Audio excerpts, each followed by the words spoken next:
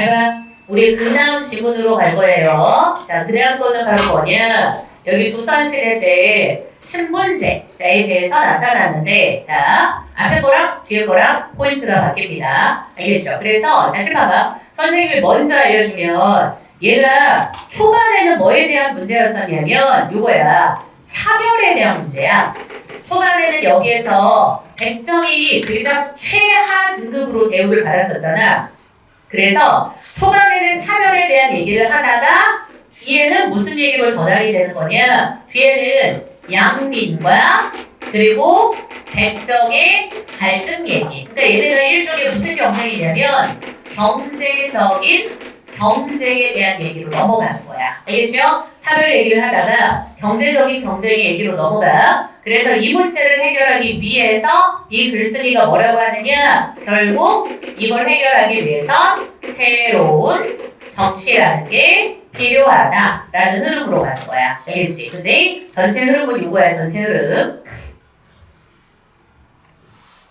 자, 그럼 1문단부터 한번 봅니다. 잘 봐. 자, 첫 번째 문단 보니까 조선시대 모든 생활체계가 어때? 신분질서 나오죠? 신분질서에 의해서 철저하게 구속을 받았대. 그래서 맨 처음에 지금 뭐냐? 백성을 크게 두 가지로 나누죠. 그치? 자, 그래서 이거 지우가 한번 써볼 거야. 거기 보니까 양천제라는 게 있어. 그럼 양천제에서 둘로 나누죠? 뭐하고 뭐? 양인이랑 그리고 그 다음에 천민 이렇게 분류를 해. 그치? 자, 근데 여기서 또 분류가 돼. 그래서 양민을 있잖아. 뭐로 나누느냐? 양반. 그리고 요 안에 양반이랑 그다음 누가 있어? 주민 그리고 상민이 들어가죠. 그치? 자, 그리고 천민은 있잖아. 뭐하고 뭐냐? 자, 그래서 이렇게 둘로 나누죠? 7반 공천이랑 뭐 7반 8반 이렇게 있는데 중요한 단어는 요거야. 공천하고 뭐가 있어? 사천이 있었던 거. 그치? 그러니까 산호비하고 그 다음에 관노비가 있었던 거잖아. 그럼 이렇게 써보면 천인에는 두 가지 그냥 선생님 간단하게 쓸게.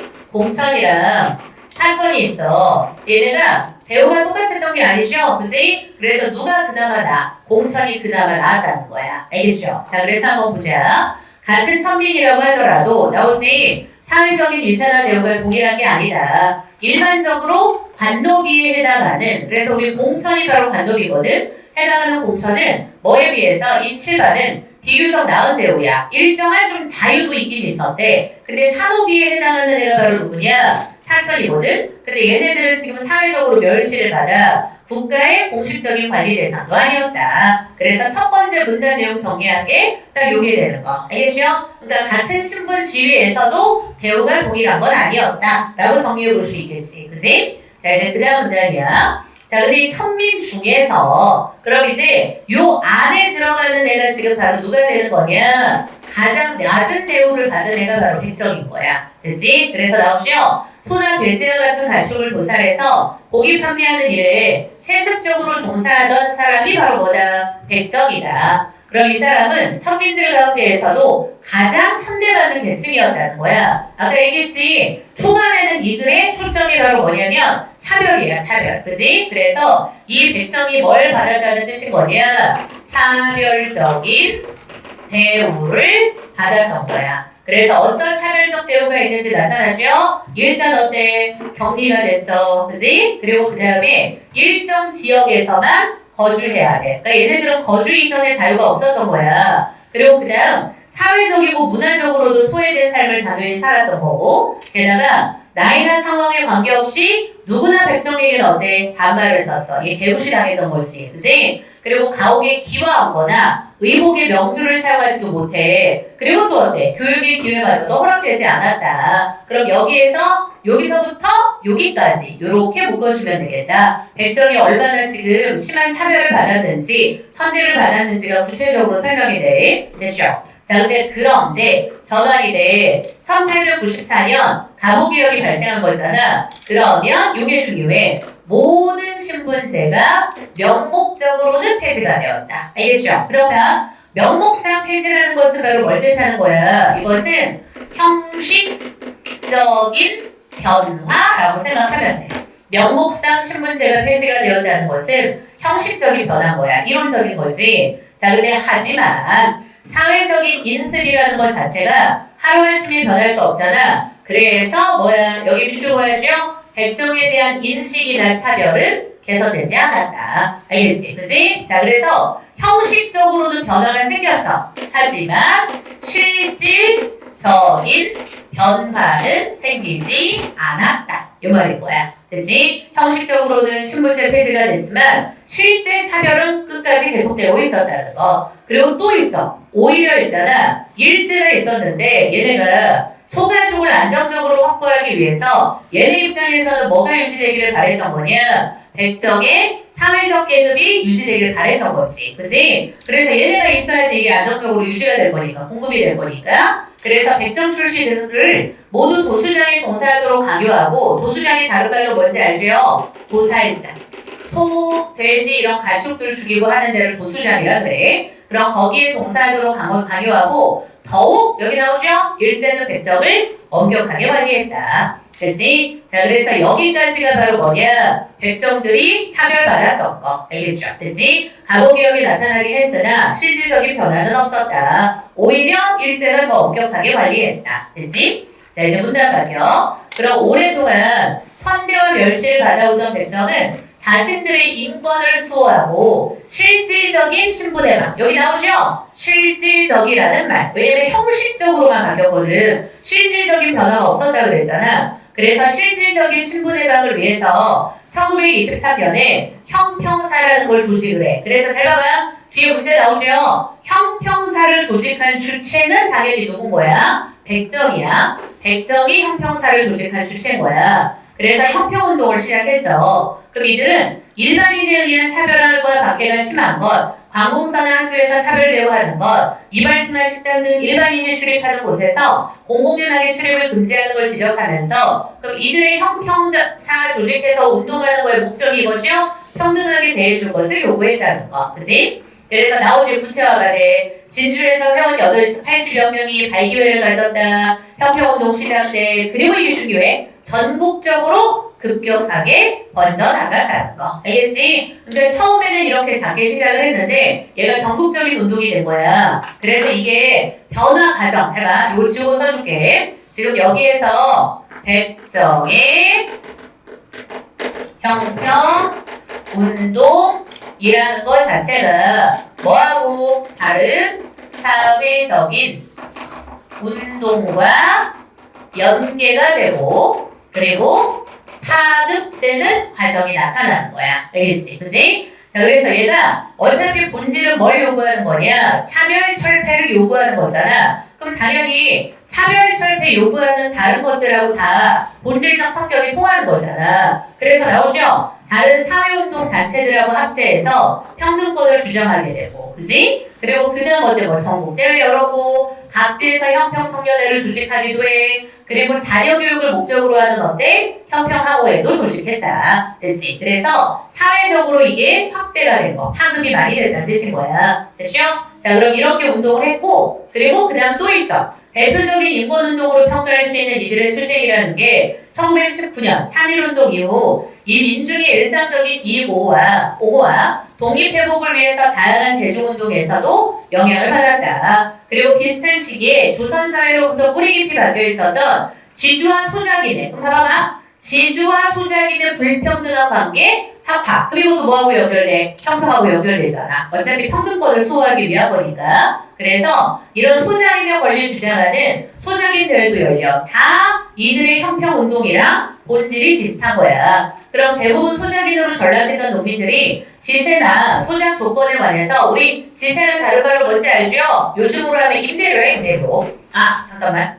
지세 여기서 임대료라고 하기는 좀 그렇다. 지세라는 것 자체가 더 복합적인 거야. 임대료도 되고 그리고 플러스 어때? 세금 같은 거랑 연결되는 거. 그래서 이거랑 소작 조건과 관련해서 적극적인 의사를 표명하며 집단행동에 참여했어. 그리고 또 유교 관습에 따라서 집단활동을 엄격하게 제한받았던 여성들도 당연히 어때? 사회운동을 펼친 거. 그러니까 다 어떤 거냐? 여기까지 나와 있는 게 다 형평운동하고 연결되는 거야. 알겠지? 그지? 그래서 이들이 펼친 백정의 형평운동이라는 게 사회적인 운동하고 연계돼서 파급되었다. 라는 얘기를 여기까지 하고 있는 거. 됐지? 다 평등을 요구하는 거야. 됐죠? 자, 이제 그 다음 문단. 근데 그러나 형평운동이 확산되면서 이에 뭐도 있느냐? 반대하는 움직임. 자, 그럼 봐. 이제 내용이 좀 전환이 되는데 반대하는 움직임이 있어. 그게 바로 누구냐면 양민 얘기가 나타나. 알겠지? 자, 그래서 칠판 봐. 앞으로 나오는 게 아까 얘기했었던 요거야. 양민이랑 백정이라는 게 무슨 관계가 되는 거냐면 얘네들이 경제적인 경쟁 관계가 돼.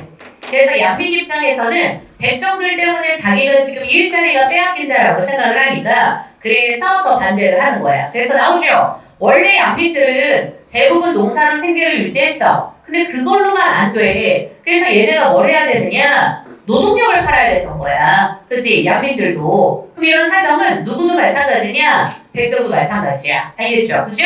그러니까 얘도 노동을 팔아야 돼. 얘도 노동을 팔아야 돼. 그러니까 경제적인 경쟁 관계가 되는 거. 그치? 그럼 결국 얘네들은 생계 유지하기 위해서 백정 출신들하고 나오죠? 경쟁한다는 거. 그치? 그래서 변화된 위치를 체험해야만 된다. 그럼 봐봐. 변화된 위치의 체험이라는 말에다가 붙여봐야 돼. 왜냐면 원래 있잖아. 잘 들어. 양민이, 양인, 얘는 어디에 들어갔었던 거야? 아까 양천 이렇게 있었잖아. 그치? 그러면 신분적으로 분화된 애들이었거든. 근데 지금 어떤 거냐? 경쟁관계가 돼버린 거지. 그래서 얘네 입장에서 변화된 위치를 체험해야 된다는 거야. 즉 자신의 경쟁자로 다가온 백정 출신에 대한 공포, 그로 인한 적이 이게 바로 뭐다? 형평운동에 대한 반대 움직임이 되었다. 알겠죠? 근데 양인 입장에서 자기를 어때? 자기 밥그릇을 뺏어가려고 하는 것 같으니까. 그치? 백정들이. 자, 그리고 그 다음 이런 갈등은 백정에 대한 뿌리 깊은 차별의식이 여전히 존재하고 있었으며 그게 지금 어때? 완전 뒤집어진 건 아니야. 사회적 약자의, 잘 봐, 이거 진짜 중요하죠? 사회적 약자의 분노가 또 다른 사회적 약자를 향한 증오와 멸시로 표출될 수 있음. 되게 중요한 구절인 거야. 그러니까 이 말이 무슨 말인 거냐면, 잘 봐, 여기에서 앞에 있는 사회적 약자가 바로 누굴까? 양민이 되는 거고. 알겠지? 그치? 그리고 뒤에 있는 사회적 약자가 바로 누가 되는 거냐? 백정이 되는 거야. 알겠죠? 됐죠? 자, 그래서 칠판 봐봐. 이게 대표적으로 이 사례를 보여주는 게 옛날에 너네 이건 모를 것 같은데 LA에서 옛날에 90년대 때 있었던 뭐 있었냐? 흑인 폭동이 있어. 흑인 폭동. 알겠지? 그치? 그래서 흑인들이 있잖아. LA에서 1900 몇 년이었더라? 92년이었나? 그때 흑인 폭동을 일으켰어. 근데 흑인 폭동이 일어났을 때 대상이 어딘 줄 알아? 한국인이었던 거야. 왜냐면 봐봐. 흑인도 약자야. 한국인도 약자야. 근데 흑인들 입장에서 어떤 거냐면 지들이 미국 땅에 먼저 있었던 거잖아. 근데 한국인들이 아메리칸 드림을 갖고 가가지고 지들이 또 한국인 땅 근성으로 거기서 열심히 산 거야. 그래서 코리아타운도 형성하고 자리를 잡아가고 그리고 한국 애들은 또 거기서 뒤지게 일해가지고 막 처음에 유체노동부터 시작했다가 막 가게도 오픈하고 막 이렇게 하니까 지들보다 잘 살게 되는 거지. 그러니까 흑인들 입장에선 개빡치는 거야. 근데 사실 지들을 차별하는 건 누구였어? 백인이잖아. 근데 백인을 향해서 분노를 표출하는 게 아니라 또 다른 사회적 약자인 한국인을 향해서 분노를 표출하는 거야. 그래서 발생한 게 바로 LA의 흑인 폭동이거든. 알겠지? 그치? 오케이? 그래서 우리 봐봐봐. 너네 이해하기 딱 좋은 게 또 이런 거야. 예를 들어서 내 친구가 있어요. 아니 친구까지는 아니더라도 우리 반에 있어. 그럼 봐봐. 나. 그리고 그다음 봐봐. 전교 1등. 너무 거리가 멀죠. 나랑 전교 1등은. 그죠? 예수 왜 그래? 나랑 전교 1등은 너무 거리가 멀어. 그치? 근데 나하고 똑같이 비슷하던 애가 있어요. 그치? 근데 어때? 나랑 똑같이 얘도 무시당하고 나도 무시당했었어. 그치? 근데 얘가 나보다 조금 잘해줘. 그죠? 성적이 살짝 잘 나와. 그럼 나는 괜히 얘한테 어때? 열받는 거지. 그치? 여학생들 특히 심하잖아, 이런 것들. 그죠? 그래서 막 애들도 저번에도 작년에도 우리 제자 중에 그런 애도 있어. 어떤 애 있었냐면 수시 얘가 진짜 성적이 그렇게 좋은 게 아니었었는데 수시로 어디를 갔냐? 가천대가 붙은 거야. 근데 얘는 수시로 가천대를 붙을 수 있는 내신이 절대 아니었었거든. 얘는 가천대를 붙어버린 거지. 그래서 이미 합격을 했어요. 그리고 그 다음에 이제 다른 애들이 있어. 근데 다른 남자애들이야. 다른 남자애들은 다 남자애들인데 다른 남자애들은 수시에서 가천대를 안 썼어. 왜? 어차피 자기는 정시에서도 갈 수 있으니까 가천대를 안 쓰겠다 해가지고 안 썼어요. 당연히 다 상향 지원을 한 거지. 근데 정시를 갔는데 당연히 가천대도 가지 못할 성적이 나온 거야. 그러니까 이분들이 뭐라 그래? 자기 대학 안 간다. 나는 저 새끼가 지금 가천대 갔는데 나는 그보다 못한 데 갈 수는 없다. 그리고 자존심이 상해서 나는 널 절대 못 간다. 또 이러고 있는 거지. 그치? 그래서 원래 그런 마음이야. 그래서 이것도 그거야. 원래 나하고 똑같은 약자였잖아. 근데 나하고 똑같은 약자인데 걔가 조금 내 자리를 위협하거나, 그치? 그리고 조금 나보다 나아지려 그래. 그럼 더 빡치는 거야. 알겠지? 그치? 그 더 빡쳐. 그리고 있잖아. 선생님이 미국에 가가지고 해도 있잖아. 오히려 백인들은 동양인들한테 엄청 친절해요. 그 친절하게 막 다 알려줘. 그래서 말도 되게 친절하게 해주고. 근데 진짜 나한테 막 진짜 택택대면서 말하는 것들이 꼭 어떤 사람들인 거냐? 대표적으로 히스패닉. 그리고 아니면은 흑인들. 이런 사람들, 종업원들 중에서도. 그러니까 꼭 약자를 향해서 또 약자들이 다 분노를 한다고. 알겠지? 얘가 바로 그거야. 이해되지 무슨 말인지? 그래서 대표적으로 흑인 폭동 같은 거야. 그럼 이렇게 한다는 것을 보여줄 수 있다는 거야. 그럼 이제 그 다음. 자, 이제 다음 문단입니다. 자, 10페이지. 자, 10페이지는 아주 짧아요. 자, 그래서 우리가 여기에서 있잖아. 결국 생각할 수 있는 것은 바로 뭐냐? 또 다른 함의는 있잖아. 여기 물주가야 될 첫 번째 줄, 뭐가 요구되고 있다라는 거. 새로운 정치가 요구되고 있다. 알겠지? 그지? 새로운 정치가 요구된다는 거야. 이게 해결책이야. 생존을 두고, 아까 얘기했잖아. 생존 두고 벌어지는 계급 갈등. 그럼 얘가 바로 뭐가 돼? 밥그릇 싸움이거든. 그죠? 그럼 이걸 넘어서기 위해서는 100점 출신들까지도 포괄할 수 있으며 사회적 약자를 풀어낼 수 있는, 그래서 여기에서 말하는 새로운 정치가 요거야. 요렇게 화살표 하면 돼. 그지? 100점 출신들까지도 포괄할 수 있으며 사회적 약자의 분노를 포괄할 수 있는, 풀어낼 수 있는 새로운 방식의 정치가 필요해졌음을 의미한다. 알겠지? 그치? 그래서 아까 선생님이 뭐 예를 들어줬어? 미국 사회 같은 경우 예를 들어줬잖아. 알겠지? 그치? 그래서 여기는 워낙 뭐가 많으니까 민족들이 많고 다양하잖아. 그치? 그럼 그런 상황에서 있잖아. 그러한 뭐가 있어? 이러한 막 진짜 그런 민족들 간의 갈등부터 시작해가지고 많이 있을 거 아니야. 사회적인 차별도 있고. 그죠? 그래서 대표적으로 이거하고 연결되는 새로운 정치라는 것 자체에 예시가 바로 뭐라고 할 수 있는 거야. 뭐 이런 것들 있잖아. 소수자 우대 정책 뭐 이런 것들. 그치? 그래서 미국 같은 경우는 어디 갈 때, 대학 갈 때도 뭐가 있어? 딱 그 인종별로 딱 그게 있잖아. 포션이 딱 있단 말이야. 그래서 인종별로 다 포션이 있어서 흑인, 그리고 그 다음 뭐 히스패닉, 그리고 그 다음에 동양인, 이렇게 해가지고 이렇게 포션들이 다 있어. 그래서 대학들이 뭐 하버드도, 예일 대학도 그렇고, 이런 아이비리그도 다 마찬가지에 딱 전체 지금 신입생 중에 있잖아. 요 퍼센트는 꼭 뽑아야 된다. 라는 게 있는 거야. 알겠지? 왜냐면 기존에 백인들이 너무 많이 차지하고, 그리고 솔직히 또 이게 한국인이나, 봐봐. 한국, 중국, 일본. 쥐들이 열심히 하지. 가면은 또 미국 가면은 그치? 되게 뒤지게 열심히 살잖아. 거기 흑인이나 그 라틴 이쪽보다는 그죠? 그러니까 얘네들이 또 다 차지한단 말이야. 동양인들이 그치? 그러니까 이런 애들이 지금 그런 분노나 이런 것들을 좀 해결하고 얘네들의 차별 같은 거를 해결하기 위해서 소수자 우대 정책 할 때도 어떻게 하는 거냐면 그냥 전체 이렇게 나눠서 하는 게 아니라 되게 디테일하게 나눠. 알겠지? 인종별로 다 나눠. 인종별로 신입생, 입학생 중에서 몇 퍼센트 이렇게. 알겠죠? 그죠?